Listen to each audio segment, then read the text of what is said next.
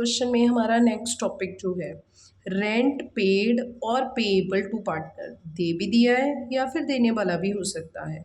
Both are charge against profit. Most important, nature word बोलेगा paper में, nature क्या है इसकी, ठीक है। तो आपने बोलना है चार्ज अगेंस्ट प्रॉफिट है।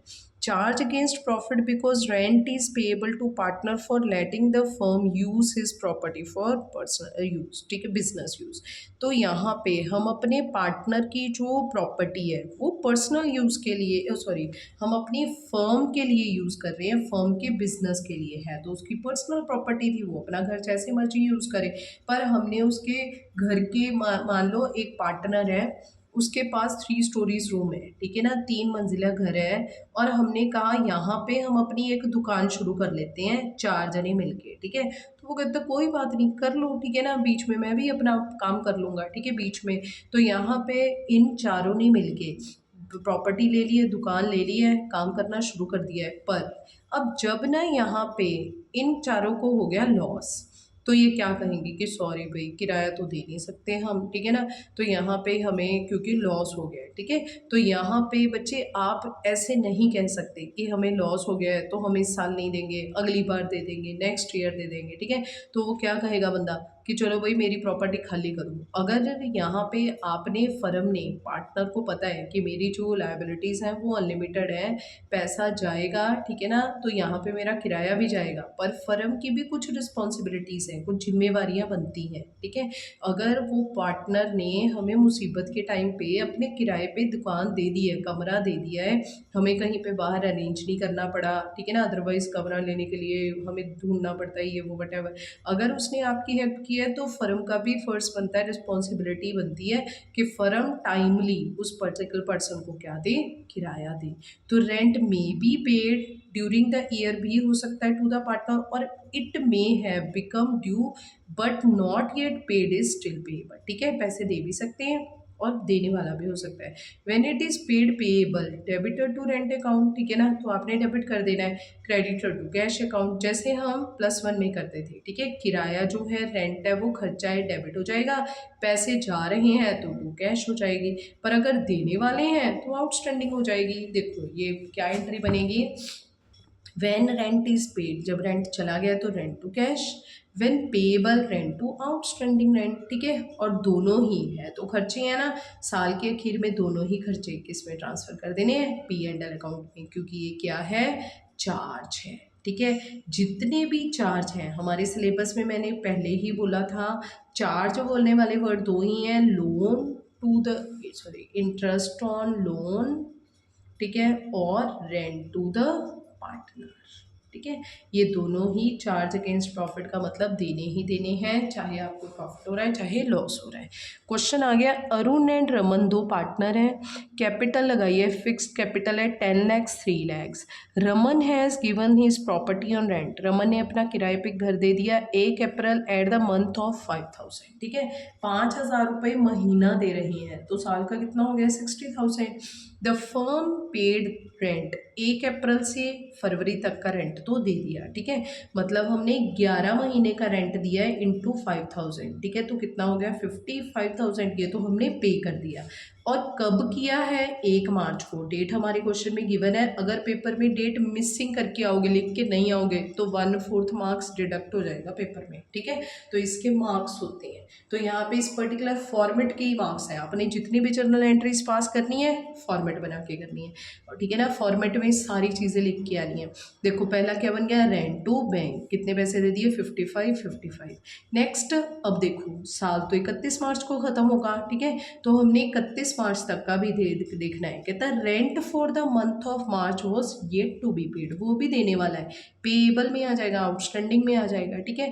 पर साल के आखिर में चाहे पैसे दे दिए चाहे देने वाले हैं, किस में चला जाएगा, फाइनल अकाउंट, P&L में, क्योंकि साल के आखिर में इनकम स्टेटमेंट बनती है, अकाउंटेंट ये देखता है कि हमें प्रॉफिट हो रहा है या लॉस हो रहा है, और मालिक को जाके बताता है कि तुम्हें प्रॉफिट हो रहा है तो इस बिज़नेस को कंटिन्यू रखो, अगर लॉस हो रहा है तो छोड़ दो इसे, ठीक है ना, डूब जाओगे जाओगे दिवाला निकल जाएगा, ठीक है। तो यहाँ पे हम अपनी इनकम स्टेटमेंट्स में P&L शो करते हैं सारे खर्चे। अब देखो रेंट डेबिट हो रहा है, खर्चा है, कैंसिल करेंगे, ट्रांसफ़र करेंगे तभी कैंसिल होगा, तो डेबिट का क्या हो जाएगा, क्रेडिट हो जाएगा, ठीक है। कितने पैसे आ जाएंगे, 55, 5 ये आ गया 60,000 रुपीज़, ठीक। अब देखो ये हमारा एक क्वेश्चन था बैक प्रैक्टिकल प्रॉब्लम का जो मैंने छोड़ा था, बैट एंड बॉल वाला, क्योंकि हमारा ये क्वेश्चन कंप्लीट नहीं हुआ था ये टॉपिक। देखो नेक्स्ट है, Bat and Ball are partner sharing profits, इस रेशो में बांट रही हैं, कैपिटल इतनी है। 1 अक्टूबर को बैट और बॉल ने लोन दिया है 2,40,000, 1,20,000 लोन भी चार्ज है, और उसने अपनी प्रॉपर्टी भी दे दी, ठीक है ना, बैट ने 5,000 per month. Loss for the year, लो जी कुछ बिजनेस में तो पहले ही लॉस में बैठे हैं, डूबे हुए बैठे हैं, पर बेचारों को पता है कि चाहे लॉस हो चाहे प्रॉफिट हो, हमने लोन के ऊपर भी ब्याज देना है और किराया भी देना पड़ेगा।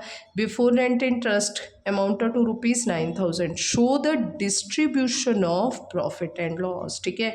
अब आपने इस क्वेश्चन में डिस्ट्रीब्यूशन दिखानी है। डिस्ट्रीब्यूशन का मतलब हमने इस अकाउंट में क्या बनाना है, P&L अकाउंट बनाना है, ठीक है। P&L अकाउंट क्यों बनाना है, क्योंकि हमारे जितने भी चार्ज हैं वो हम किस में शो करते हैं, P&L अकाउंट में शो करते हैं। देखो जी यहाँ पे हमारा क्या दिखा रहे हैं हम, P&L अकाउंट। सबसे पहले P&L particular rupees, particular rupees. देखो सबसे पहले हमने उसको क्या दिया है, जो हमारा बैट और बॉल है, सबसे पहले हमने उसको दिया है interest on capital, interest on loan, ठीक है, टू इंटरेस्ट ऑन लोन। कितना है बैट का और बॉल का, बैट का 2,40,000 का 6%, क्योंकि रेट ऑफ इंटरेस्ट गिवन नहीं है, इंटू 6.12, और इसका 126% इंटू 6/12 आ जाएगा। इसका आ गया 7,200 और इसका आ गया 3,600, ठीक है। देखो नेक्स्ट है रेंट, टू रेंट, किसको देना है ये हमने, ये था हमारा bat, bat rent of bat या फिर बैट्स रेंट, ठीक है। ये कितना आ जाएगा, 5,000 इंटू 12, तो ये कितना आ जाएगा 60,000 रुपीज़, ठीक है। ये आ जाएगा 60,000 रुपीज़ आ जाएंगे इसके।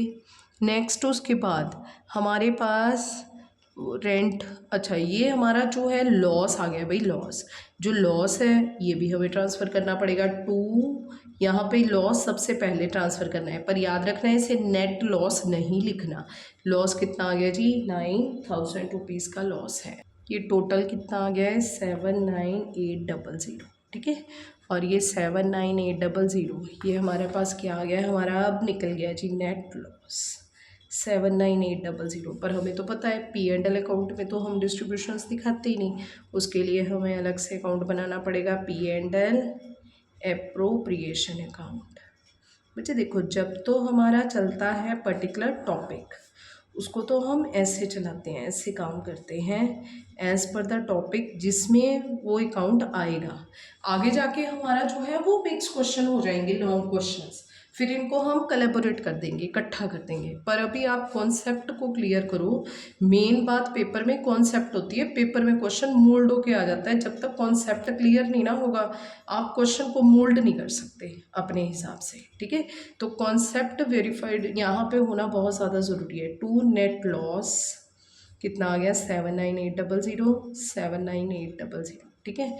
तो 7,9,800 का जो नेट लॉस है वो ट्रांसफ़र कर देना है टू पार्टनर्स कैपिटल अकाउंट में, ठीक है। कितना कितना देना है, ये कौन है, बैट एंड बॉल, जो बैट है उसको 2/5 और जो बॉल है उसे 3/5, 7,9,800। जब हम इसे करेंगे तो ये इसका आ जाएगा 3,1920 और इसका आ जाएगा 4,7,880, ठीक है। तो ये क्वेश्चन हमारा हो गया है।